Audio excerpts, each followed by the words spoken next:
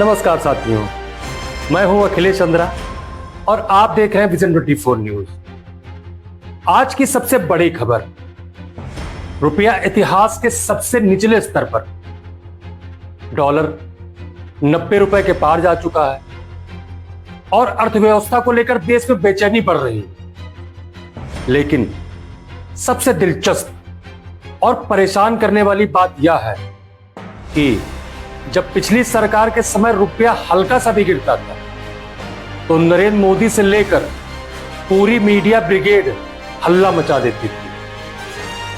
आज रुपए की हालत उससे कई गुना ज्यादा खराब है, लेकिन सत्ता पक्ष और मीडिया दोनों की जुबान पर ताला लगा हुआ है। इस पूरे मामले की गहराई से समझते हैं। 3 दिसंबर 2025 भारतीय रुपए ने वह स्तर छू लिया जिसकी कल्पना किसी ने नहीं की थी। डॉलर 90 रुपए के ऊपर। इसका सीधा मतलब है आयात महंगा, तेल महंगा, दवाई महंगी, गैजेट्स महंगे, यानी आम आदमी की जेब पर सीधा हमला। और यह सब कुछ ऐसे वक्त में हो रहा है जब सरकार दावा करती है कि भारत अमृत काल में है। एक्स पर 2 वीडियो वायरल हो रहे हैं। ये वीडियो आज के नहीं, पिछली सरकार के समय के हैं।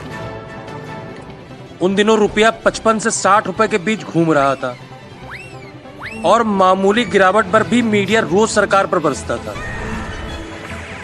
नरेंद्र मोदी तब रैलियों में कहते थे, रुपया गिरता है तो समझ लीजिए सरकार कमजोर हो। और अब आज भारतीय मुद्रा सबसे निचले स्तर पर, डॉलर 90 रुपए के पार, आर्थिक मोर्चा कमजोर। लेकिन न मोदी जी बोल रहे हैं, न मीडिया सवाल पूछ रहा है। वही लोग कह रहे हैं, क्या रुपए की गिरावट सिर्फ तब अपराध थी जब सत्ता किसी और के हाथ थी? ऐसे नहीं होता मित्रों। मैं शासन में बैठा हूं, मुझे मालूम है इस प्रकार से रुपया इतनी तेजी से गिर नहीं सकता। अरे ये नेपाल का रुपया नहीं गिरता है, बांग्लादेश की करेंसी नहीं गिरती है, पाकिस्तान की करेंसी नहीं गिरती, श्रीलंका की करेंसी नहीं गिरती। क्या कारण है हिंदुस्तान का रुपया पतला होता जा रहा है? ये जवाब देना पड़ेगा आपको। देश आपसे जवाब मांग रहा है। रुपए की गिरावट सिर्फ वैश्विक परिस्थितियों का परिणाम नहीं है, इसके पीछे घरेलू नीतियों की कमजोरियां भी साफ दिख रही हैं। विदेशी निवेशक लगातार पैसे निकाल रहे हैं, कच्चे तेल की कीमतें तेज हैं, महंगाई बेकाबू है और केंद्र सरकार आर्थिक फैसलों में देरी करती दिख रही है। आरबीआई बाजार को स्थिर करने की कोशिश में है, लेकिन जब तक सरकार स्पष्ट आर्थिक रोडमैप नहीं देगी तब तक रुपए की ये गिरावट रुकने वाली नहीं लगती। रुपया गिरता है तो सिर्फ एक नंबर नहीं गिरता, देश की आर्थिक हैसियत गिरती है। आज आम आदमी हर मोर्चे पर महंगाई का दंश झेल रहा है। तेल, सब्जी, दवा, गैजेट, सब कुछ महंगा।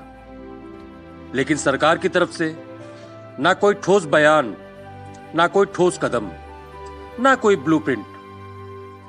जैसे देश की अर्थव्यवस्था नहीं, एक इन्फ्लुएंसर इमेज संभालने की कोशिश कर रही हो। तो सवाल साफ है, जब रुपए के 60 पहुंचने पर सरकारें घेर ली जाती थी, तो आज रुपए के 90 पार जाने पर यह चुप्पी क्यों? क्या अब सवाल पूछना भी गलत माना जाएगा? देश की अर्थव्यवस्था गंभीर मोड़ पर खड़ी है और सरकार की जिम्मेदारी है कि वह इस बात पर बोले और बताए कि आगे रणनीति क्या है। मैं हूं अखिलेश चंद्रा और आप देख रहे थे विजन 24 न्यूज। सवाल पूछते रहिए, क्योंकि जवाब देना सरकार का कर्तव्य है।